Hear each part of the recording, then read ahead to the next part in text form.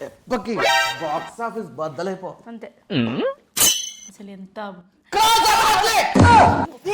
ఎందుకు అరుస్తున్నావు? ఆ ట్రైలర్ లో ఆ పవర్ అట్లుంది మరి. పవర్ కాదు కానీ నీ అరుపుకి ప్రాణాలు నాకు పైనే పోయేటట్టున్నాయి. ఆయన బ్యాట్ పట్టుకొని వచ్చావు. ఫస్ట్ అసలు క్రికెటర్ అన్నారు, ఆ తర్వాత రెజ్లర్, రన్నర్ అన్ని కనిపిస్తుంది. ఆట అంటే పెద్ది అంటే ఆట.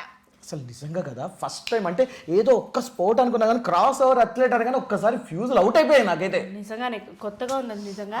అండ్ మన మెగా పవర్ స్టార్ ని రామ్ చరణ్ గారిని ఎలాగైతే మనం చూడాలనుకుంటున్నామో ఆ ఫ్యాన్స్ ఆకలికి తగ్గట్టే బుచ్చిబాబు గారు వెయిట్ చేయించి ఏకంగా ఒకటేసారి జూన్ 4th నుంచి వెండి తెర మీద పెద్ద మామూలు కాదు, భాష భేదాలు లేకుండా ప్రతి భాషలో చించి ఆరబెడుతుంది వెండి స్క్రీన్. ఈసారి చెప్తున్నాను రికార్డులు తిరగ రాయాల్సిందే. ముఖ్యంగా డైలాగ్ ఒకటి మాత్రం ఏముంది అసలుకి, మీరందరు నేను ఆడారు అనుకుంటాను, నేను పోరాడాను సార్ అని చెప్పాను.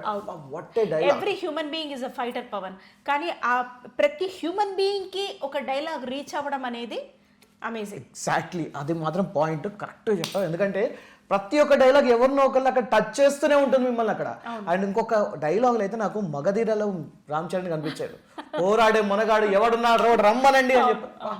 Amazing dialogues, short dialogues, short and క్రిప్స్ చాలా చాలా చాలా చాలా ఎఫెక్టివ్ గా ఉన్నాయి.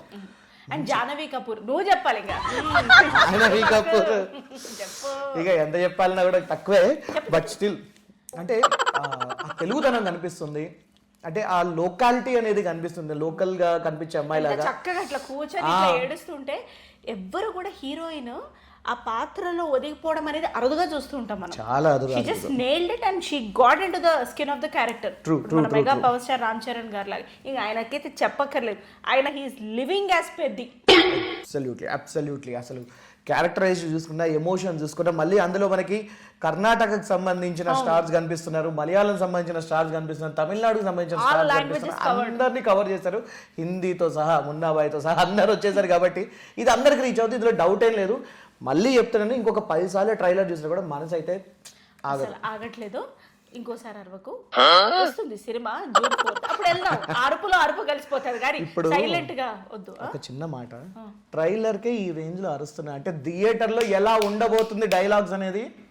అసలు full fights, action, emotion, music already release అయిన పాటలు, ట్రైలర్ లో ఉన్నటువంటి background music, everything is really wonderful. Amazing trailer. అన్ని లాంగ్వేజ్ లో కూడా నేను చూస్తున్నాను ట్రైలర్, ప్రతి లాంగ్వేజ్ లో కూడా చాలా యాప్ట్ గా, న్యాచురల్ గా అండ్ నేటివ్ గా ఉంది. అంతే. So we're waiting for Peddi.